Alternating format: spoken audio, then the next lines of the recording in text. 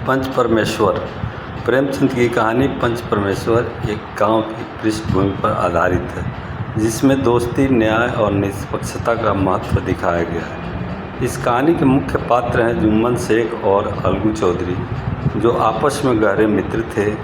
दोनों एक दूसरे पर पूरा विश्वास करते थे और उनके बीच बहुत अच्छी दोस्ती थी। लेकिन परिस्थितियां उनके रिश्ते को एक कठिन परीक्षा में डाल देती है।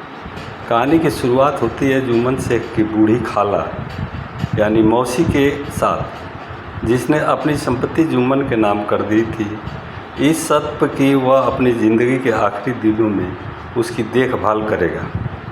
कुछ समय तक सब ठीक चलता रहा, लेकिन धीरे धीरे जुम्मन और उसकी पत्नी खाला एक साथ बुरा व्यवहार करने लगते हैं और उसे खाना पानी तक नहीं देते। अंततः खाला न्याय के लिए पंचायत में जाने का फैसला करती है। पंचायत का मुखिया चुनने की बारी आती है और खाला अलगू चौधरी को पंच बनाने का प्रस्ताव रखती है। अलगू और जुम्मन के बीच गहरी दोस्ती थी, लेकिन अलगू न्याय प्रिय थे और उन्होंने अपने मित्र जुम्मन के विरुद्ध खाला के पक्ष में फैसला सुना। यह फैसला जुम्मन को बहुत बुरा लगा और दोनों के बीच की दोस्ती में दरार आ गई। कुछ समय बाद अलगू खुद एक विवाद में फंस जाते हैं, जब एक सौदे को लेकर उनके और साहू नाम के व्यक्ति के बीच विवाद उत्पन्न हो जाता है।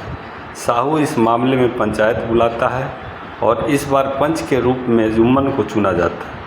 अलगू को यह देखकर चिंता होती है कि शायद जुम्मन उनकी दोस्ती का बदला लेगा, लेकिन जब जुम्मन पंच की भूमिका में बैठता है तो वह निष्पक्षता से फैसला करता है और अलगू के पक्ष में न्यायपूर्ण निर्णय सुनाता है।